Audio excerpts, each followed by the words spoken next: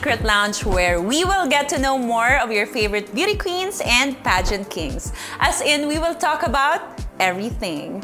This is your Mareng Merijin. Relax ka lang dyan dahil today, sagot ko ang CHEKA.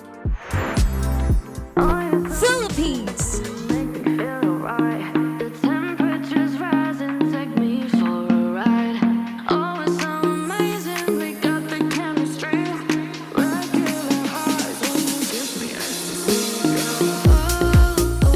Philippines!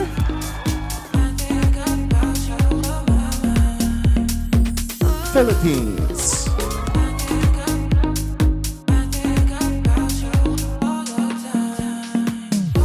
Philippines!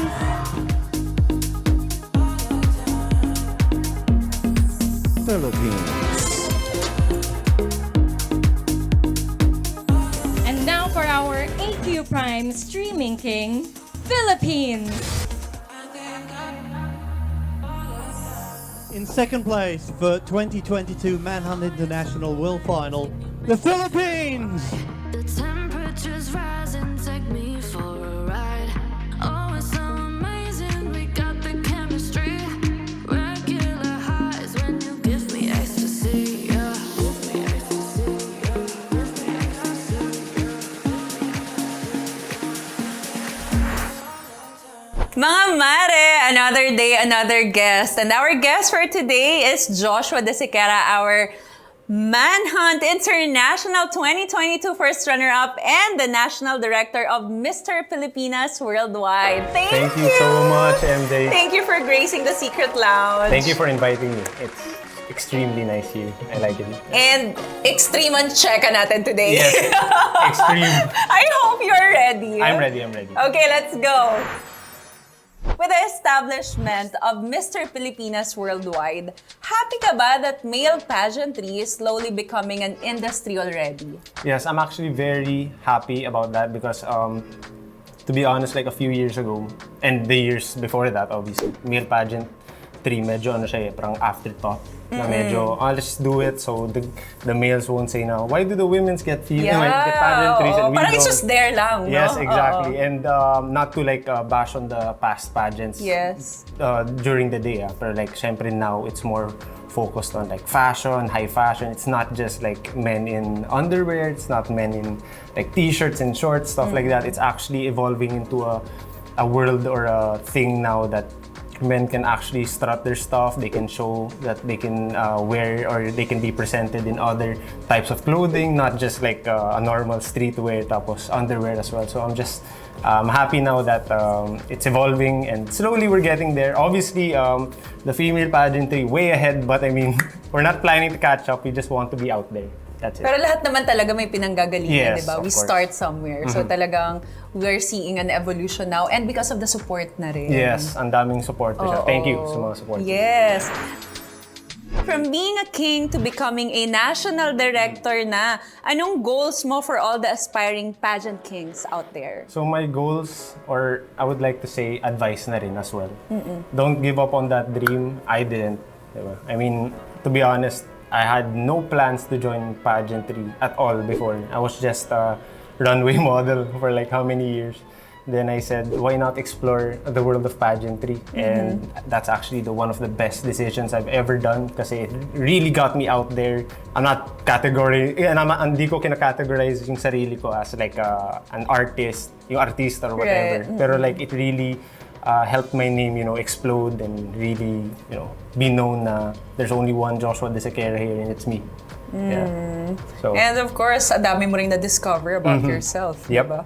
exactly that. You were once a varsity player for College of St. Benilde. Both for basketball and volleyball to, right? Yep. In the NCAA. People are asking ngayon, bakit nag-focus ka na sa pageantry? Well, like what I said a while ago, I didn't focus sa pageantry, but it really caught my eye because like you said, pageantry for men, it's really escalating now, it's really getting out there. So, my first pageant, 2019, I said, why not give it a shot? I mean, after 4 years of modeling, of course, You want to try something different, diba? Different challenge, a different road. So I tried it, I liked it, and I won that. By the way, sa global. Congratulations! Global Asian model. That was my first male pageant ever. Then I took since the pandemic hit noong 2020, I couldn't like pursue the international version of Global Asian Model Philippines. So I waited. Then when the pandemic I'm still here, obviously. Yeah. Right? But when it kind of softened, naglilo, that was the opportunity that came to me, yung Manhunt International naman. And is it fine if I like tell a short story lang? Yes, of course! Yeah. Mahilig kami sa mga CHEKA dito, mga Kumareee. Okay, let's go. Yeah. So the funny thing about Manhunt International was, let's say the pageant was October 1. Okay. They chatted me if I could be the representative of the Philippines nung May, late May na. So that time I had a beer belly, dad bod, stuff like that. So Nag-relax pandemic, talaga, diba? exactly. Oo. So I was like, I wanted to do it, but I know myself na parang, can I do this? Kasi they're only giving me like 4 or 5 months to prepare. Is that short? For a male body preparation, I'm not sure how fast male body reacts to. Well, it's not short. I think it's just the right time. Pero syempre, I think anyone who has that time limit and agad-agad, like, you have to do this now, or stuff like that. And abrupt decision making, no? Yeah, so it kind of startled me a bit, but sabi ko, you know what? Sabi ko, I don't want to be laying down in this couch playing mobile games, going out with my family, and I don't want that to be the routine. I wanted to create something of my, my career, diba? So I said, sige. Then like a week, you challenged yourself. Yeah, I challenged myself. Then a week after, one of the ambassadors, or I forgot who, the handlers sa Manhunt, he sent me the pictures of my other competitors, right? And they were like, whoa, all of them were already like ready. So and I was here with sitting in my couch drinking coffee with this big belly over. So I was like, can I really do this? Then with the help of my manager and the team, they set me right sa mga gusto kong mangyari sa katawan ko. I mean, it's been super hard, the process, but I'm just happy it's done and I accomplished it with them naman. And with the flying colors, your first runner-up. Thank you so much. Grabe yun. Yeah, that was such 5 months, diba? Talagang makikita mo na pinaghirapan mo talaga yun. You started your own family already. Ano sa tingin mo ang advantages and disadvantages of having this responsibility at such, of course, a young age? Yeah. So, let's start with the advantage. Siyempre, let's start with the nice stuff. So the advantages, of course, it made me more mature because I have to admit, like before, I knew that I was gonna have a son. Of course, party here, get drunk here, or maybe like not do responsible things there. Living the bachelor life. Yeah. So once I knew that my partner was pregnant, it kind of changed my whole perspective in life. Exactly. It's not about me anymore. It's about him, Jacob, by the way. Shout out, son. I know you can't understand anything yet, but you will. Yeah, so that was actually one of the advantages of being a young father. But of course, with all these advantages, there's gonna be disadvantages as well. And of course, there's the disadvantage na we weren't financially ready. Of course, it wasn't planned. It was a pandemic baby, so so of course, I think that was the number one disadvantage, that we weren't financially ready. We didn't know how much the hospital bills were gonna be every month. Kailangan pala i-check si wifey, of course, and baby, of course. So it kind of shook me, but then again, sumabay din siya sa mga jobs sa modeling and sa Manhunt. So it kind of kept us afloat the past few years. So I'm just really grateful sa industry na to, sa modeling. It really helped me survive after the pandemic. So yeah. And just an added inspiration for you to really pursue whatever you wanted to accomplish, diba? Several years ago, a photo of you in the MRT went viral, diba? Alam nyo yan, mga mare. Anong totoo mo bang naramdaman when it happened? Nagulat ka ba? Nagalit ka ba? Nainsulto ka ba? Kasi parang may picture ka doon na medyo, you know, the face is saying something eh. So, You want to know the real story? yes! Gusto na namin yan. So, Kaya nga tayo, spill your Spill your darkest secrets here. so it's funny because I remember that day like it was yesterday. The time that it got viral. Because I was sleeping, then one of my roommates during college woke me up and, bro, you're going wild on social media. What do you mean I'm going wild on social? So I open up Twitter, I open up Facebook, everything. It's everywhere. It's everywhere. And I was like, It's even on Google. yun nga. So the funny story there was, let's go back, how many years? Five years? So we had training sa volleyball that time. Then, of course, after training, you take a shower, change of clothes. Right. Then I forgot to bring a certain undergarment, diba? Okay. So I was like, I was only left with shorts. Okay. So I can't just like buy undergarments or whatever from sa mall. And uuwi ka lang din naman, uuwi din naman ako, diba? Oo, I mean, spend money. How would I know na, you know, right? So I go to the LRT. If you can see, I'm playing a game. Yes. So I was playing On your phone. a game on my phone. So I was completely distracted about yung mga surroundings ko na time na yun. And it's okay, I'm human, so we make mistakes sometimes, right? Was it a mistake? I hope it was. 2017 me. So, I was sitting down, I was playing, then, alam mo yung parang spider sense, parang something's not right here. So I put my phone down, put it in my pocket. Then I look around and I see this guy over here with a suit and I'm not kidding. Suit and tie. Seryoso? Sa LRT ha? And his phone was like angled to me though. So I was like, that explains the second picture where I go like this, then I look at him because I wanted him to put the phone down. Diba? And stop recording. Parang minamag-face mo na siya na gano'n. Exactly. So, that was approaching the last station ng LRT. Then, pagdating ng last station ng LRT, I said, I'm gonna stand up, talk to the guy, get his phone, check out whatever he did. Yeah. Diba? So, I stand up. Since sobrang daming tao, when I stood up, he ran. He ran. I didn't want to run after him because I'm huge, diba? So Yeah. it'll cause a ruckus or whatever. So, I couldn't chase him. So, after like 2 weeks of that, what happened nung time na yun, that was the day na I woke up, then, hey bro, you're famous now, bro! But not for the good reasons. And I was like, okay. Was it not for a good reason? Ang dami sinasabi. Hindi nga, ano ka ba? We should always be grateful, di ba? Dahil dun din naman, nakatulong din yun sa career. Actually, speaking of grateful, that time I had like 4,000 Instagram followers. I wasn't really like Joshua the Sequera, the Joshua the Sequera you guys know now. After that, I got like 27,000. Oh, di ba? Thank you, kuya. Hindi Thank you, ka kuya. nahabol. I'm not mad at you anymore. Pinapatawad ka na. Sometimes, di ba, sabi nila, good publicity, bad publicity is still a publicity. Sinasabi lagi yan sa Hollywood eh. Kasi minsan talaga they're just chasing that for not just clout, just, you know, to make a sound sa pangalan. And it's, I mean like, And people hindi say, naman negative for you yun. Hindi nangaan ka ng mga tao. Ikaw naman. Yes, let's go, mga kumare. I think it's in the way you perceive it. Or the way you Yes. take it. If you're really insulted, I mean, don't let it like eat you up inside. Right.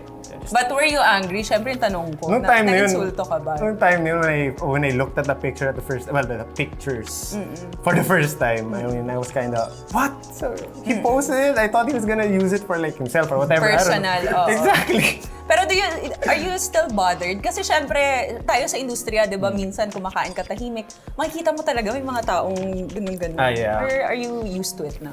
Yeah, I'm kind of used to it na. I mean, Dead man na lang, you no? really can't stop them from doing Right. it. Kasi of course, some of them, di ba, napanood ko lang sa TV Yeah. or some of them idolize you. So They why get excited, no? Exactly. So why take away that right? It's not a right for them to take a picture of you while you're relaxing. Pleasure, maybe. Why take away that pleasure for them? Diba? I mean, there's no reason not to make them like take a picture unless like, you know.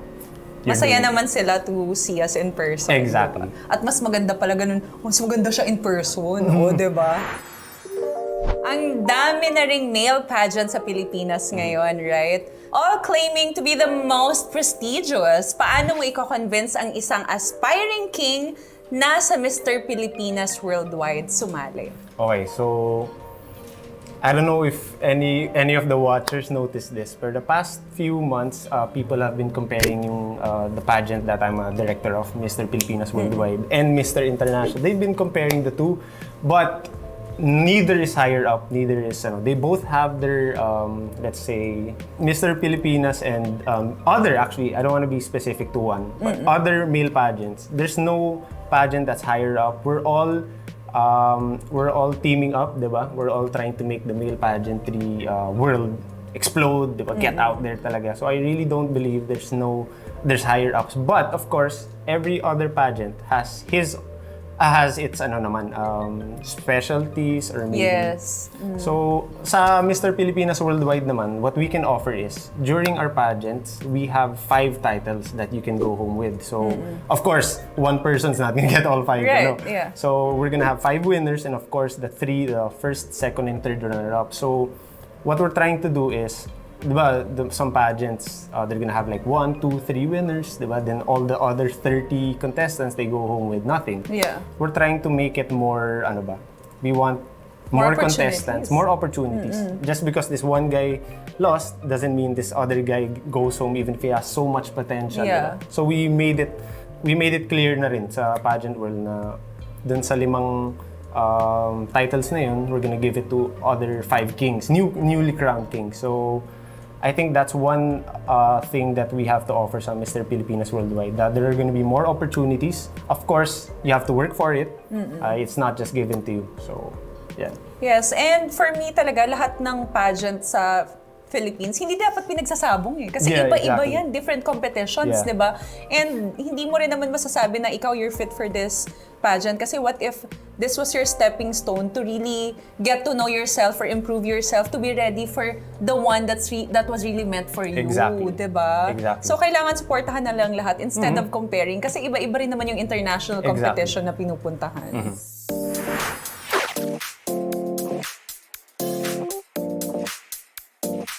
Ayan, on to our next segment, ang Dare the King. Dito, itetest lang naman namin kung gaano ka ka-game. Okay.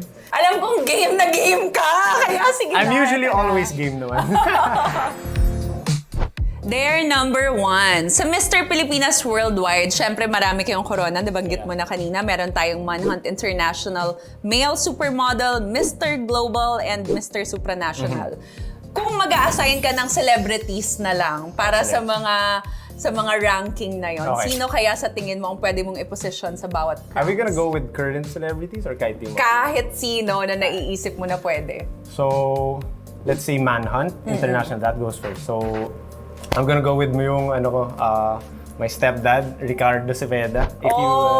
Pwede. In his heyday, of course. I mean, he still looks good now, of course. But like in his heyday, he was really jacked. He had the face of a man talaga. And I really think that he could represent the Philippines in Manhunt International. So, not being biased. But love you, Pops. Okay, next one. So the next one is supranational. Yes. So supranational naman, it's not about the physique that much. It's really about the intellect. It's about also the physique, but you don't have to be too massive or buff. Diba? I think that will go to Sian Lim, if ever, because I really think he could represent well. I'm not saying the other. But he's kind of buff din, diba? He's kind of buff din, yeah. Kasi he's But very athletic eh. I think he can lose that naman. Basta right diet lang. Sian. And then the next one, Mr. Global. Mr. Global, I think, of course, all of the male pageantries these days kasi boyish looks don't really, are in. Okay. You kind of have to look like a man talaga. So I'm not, it's not a Scruffy bad ba thing. to? Yung talagang Yeah. lalaki.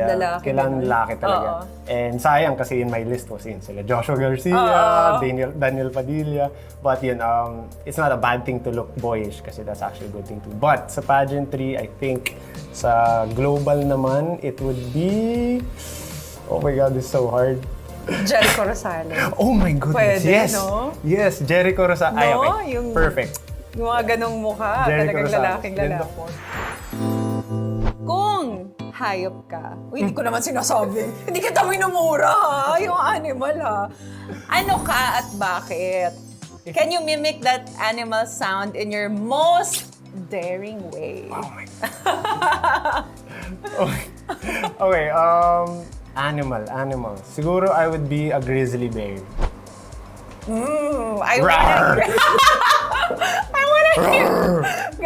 Ganon pala yung grizzly bear. Pero may explanation naman yun. Okay, go. Kasi, di ba grizzly bears, they go into hibernation. And I'm like that. When there's no work, you can see me laying down on the couch, maybe watching something on Netflix or Disney Plus, di ba? I'm like that. But when it's time to work, I pounce on that job like an animal talaga. Like I take that seriously. I give it my all. So that it's kind of like that. That's what I see myself. I love that. Ang ganda. Ang mga kumare ko, gusto malaman ang meaning ng mga tattoos mo. May nakikita akong iilan dito. Pwede mo ba daw naman ipakita sa amin at i-explain naman, Mr. Manhunt? Simulan naman natin. Hunt naman ang mga tattoos. Okay, so this is actually, let's start here. This is actually the newest one I got 2 months ago. So it's 3 lines that's circling a specific date that's in Roman numerals. So this Roman numeral here kasi, it's the day I met my partner, Judy Takeuchi. That's the name of my wifey. Hello! I do. So, and these 3 lines naman, naka-encircle siya dun sa date na yan because it's me, her, and our son. Yeah. And it's all circled into that date because without this date, I wouldn't have this. Right. And this is the hand of my son when he was 3 days old. Yeah. So Is it the exact size? This is the exact size, but his hand's like this big now.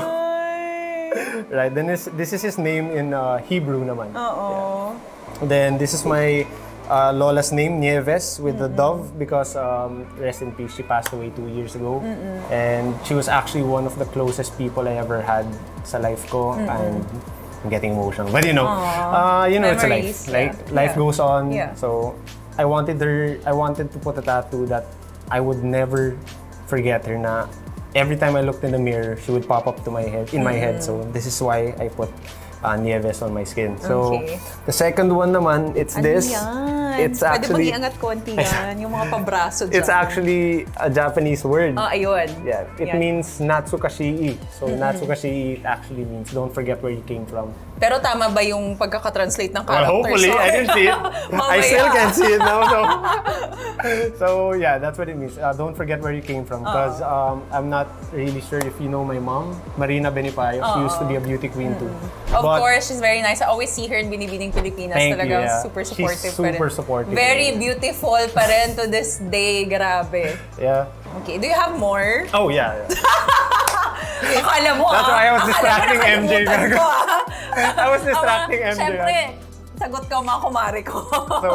So the next one naman is this one. So this is actually the first tattoo I ever got sa buong buhay ko. Pakita mo naman, baka hindi nila mabasa. It's 1 Corinthians 16:13. So what it Be means? on your guard. Ano yun? Be on your Stand guard, firm. stand firm in the faith, be courageous, be strong. Napapasili, pakumare mo. Mahaba marami nakasulat. Marami nakasulat. So I got that tattoo kasi that day I got this, I was going through some mental and emotional and financial. Actually, I was going through a lot of challenges. stuff. Yeah, so I said, you know what a perfect day it is to get my first tattoo that will make me. I don't know. It's something that you want. That you don't really need it, but you want a piece of art sa skin mo. And that's the day I got it. It's not. I don't regret it, but if I would go back to the day, I wouldn't put it in my skin. Yeah. But of course, that was 19, 20-year-old me and thinking. Really? Yeah. So I was like. But your mom agreed on you having tats naman, or kailangan ba magpaalam, or you just did it? You see, the funny thing about this tattoo is, I told my mom, can I have a tattoo? And she said, yeah, sige. I'll allow you this once only. Okay, mom, okay, mom. How big is it gonna be? It's gonna be this big. Yeah. Small lang, sabi mo, small lang. This big lang. When I got the tattoo, I met with her in a restaurant for Sunday kasi I was an athlete, so I only met her on Sunday. Okay. So, where's your tattoo? I wanna see it. Nagulat siya. What is that? Then she got mad. Then, started nagtampo siya, but she can't get mad at me because she loves me. And you can't take it back na that time. Ngayon, may mga laser na for tattoo removal, yeah. diba? So I'm actually thinking about that. But I'm actually thinking about that, but not now. Then the last one is in the side of my body naman. Pwede ba? Sige lang. Okay. Where do I show it? Here. So, Yes. it's this. Uy, ano naman yan? Ang daming ano. So, it's alibata or baybayin.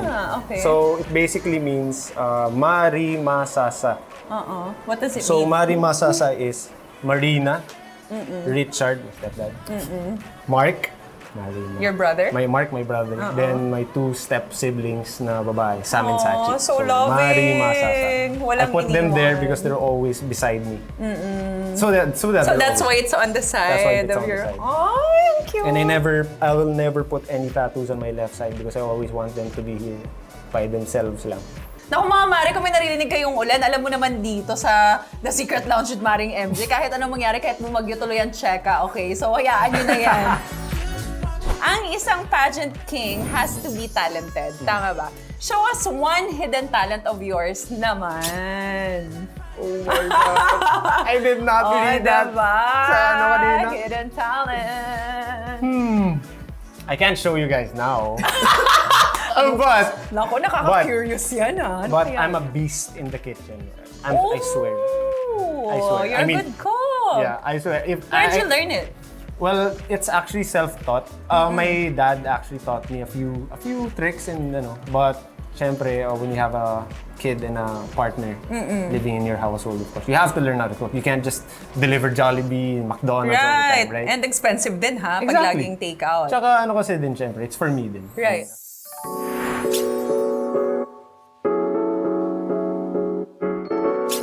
On to our next segment, ang Spill the Tea. Spill the tea. Joshua, eto na ang final Q&A mo. Para sa'yo, tama bang maglagay ng pads? You know pads, di ba? Yeah. Sa trunks ng male candidates, kapag rumarampa sila in their underwear, kung hindi nyo alam mga kumare, minsan kasi talaga naglalagay ng pads ang ating mga male candidates. So, what do you think of that, Joshua? I'm not laughing because of the pads. I'm laughing because like the question was so it was so Sobrang constructed.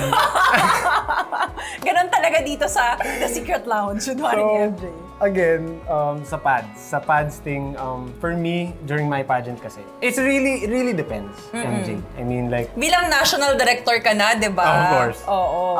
For me, if I would do it, I wouldn't put pads because there's nothing to be ashamed of naman. I mean, Yes. I mean, this is the MJ show, so whether it's a certain size or a little bit, Whatever the bigger, size is. Whatever the size yeah. is, sa'yo yan eh. I mean, even though you hide it, end of the day, you still take off that cup and you still, I mean, if people judge you because of that specific thing, then they have no right to be there in the first place. Okay, being a national director, will it matter ba?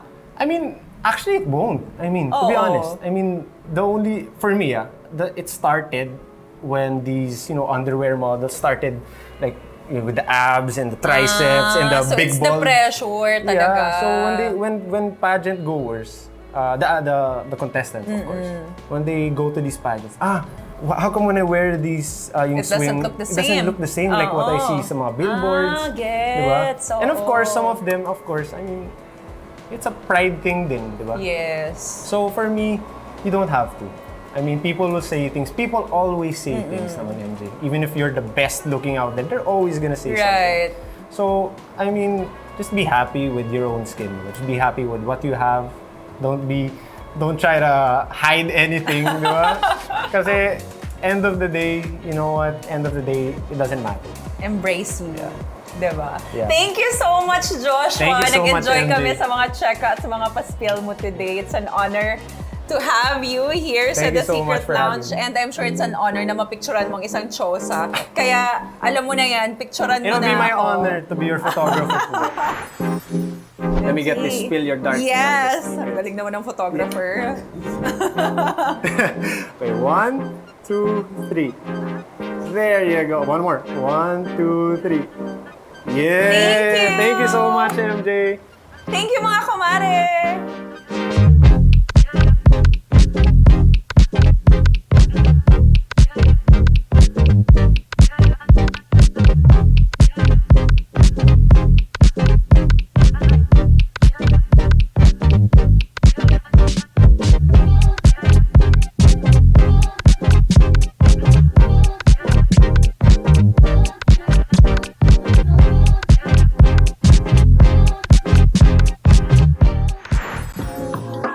Alam nyo mga kumare, life is full of surprises talaga. Kagaya na lang ng lahat ng pangyayari sa buhay ni Joshua, 'di ba?